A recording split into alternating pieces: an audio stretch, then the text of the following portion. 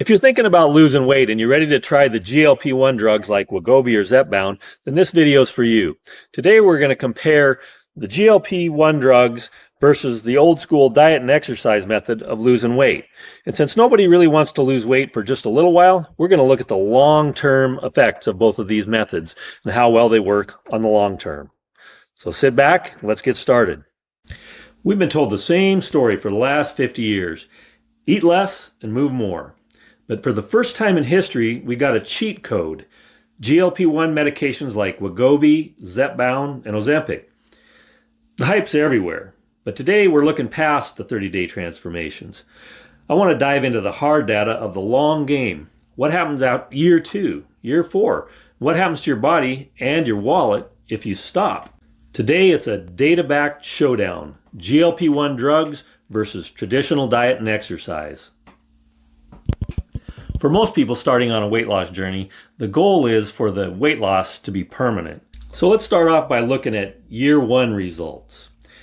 The diet and exercise group, in most high-quality clinical trials, the lifestyle intervention group loses about 5 to 10% of their body weight after 1 year. GLP-1s like semaglutide, Wegovy averages about 15%, and tirzepatide, Zepbound, is pushing 20 to 22%.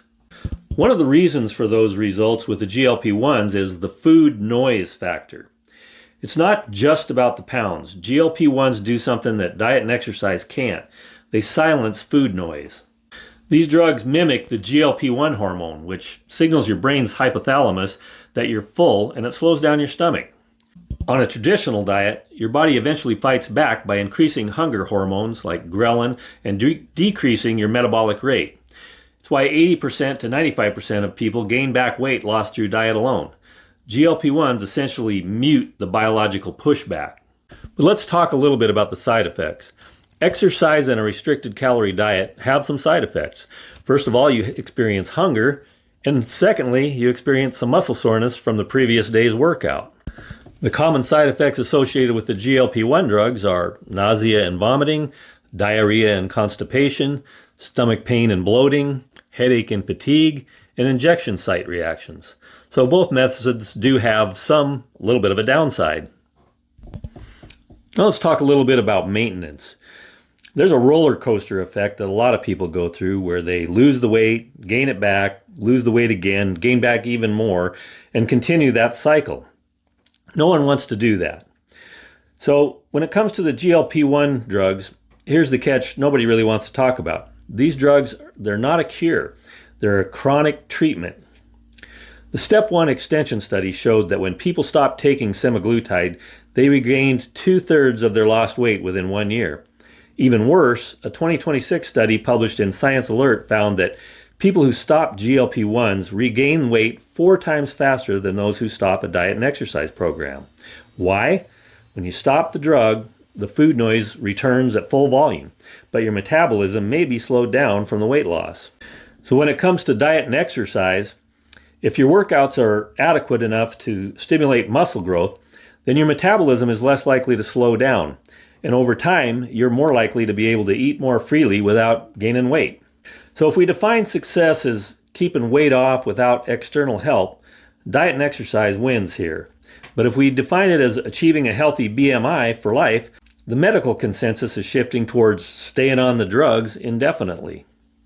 So now let's talk about muscle loss and heart health.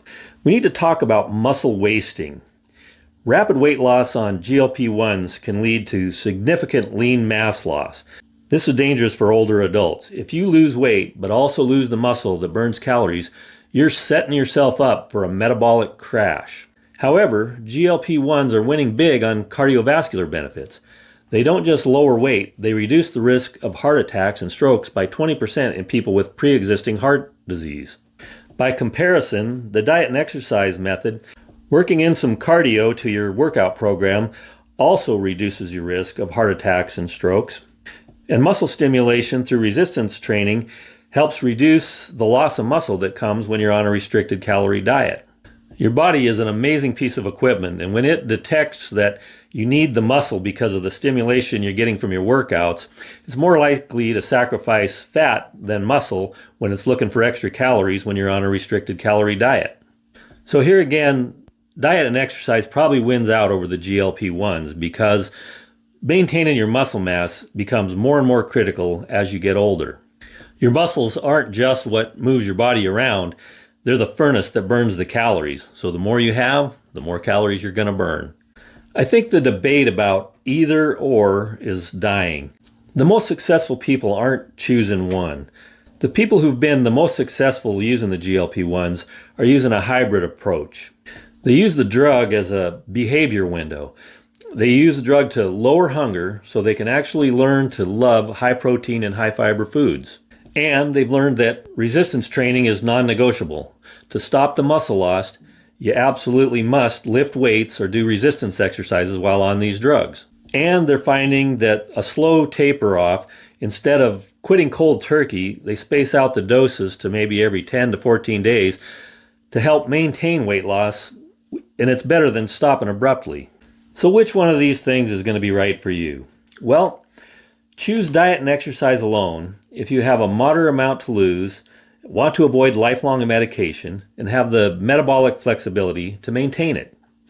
Choose the GLP-1s if you have clinical obesity, have failed at traditional methods for years, and view it as a necessary medical tool for chronic disease.